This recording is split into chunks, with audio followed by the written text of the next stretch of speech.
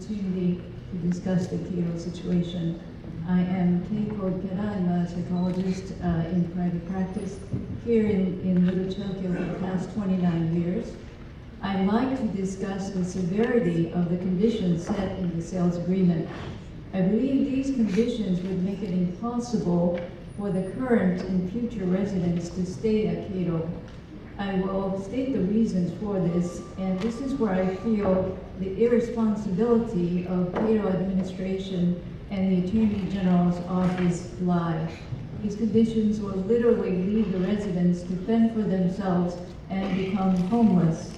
First, the condition that Medicare and Medi-Cal will be honored for 5 years only. About 66% of the current residents at the nursing home are on Medi-Cal.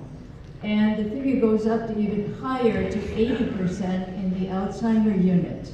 Many residents will live beyond the next 5 years, particularly those in the Alzheimer unit who tend to be younger in age and who require long-term care.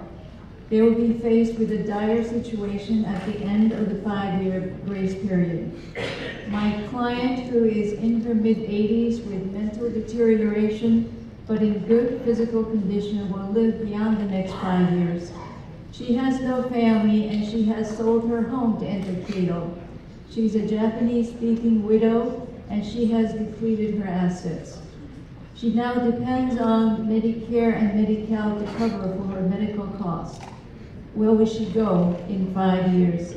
She's not worried because she has dementia and does not understand these matters, but she will be homeless unless something changes.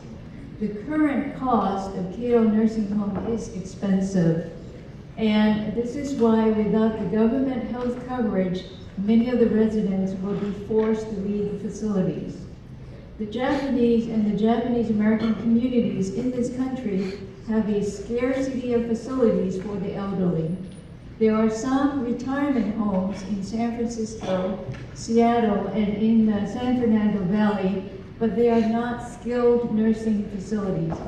It is a serious matter that there is no comparable facility in this country for Keiro residents to transfer to should they be forced out of the current living condition.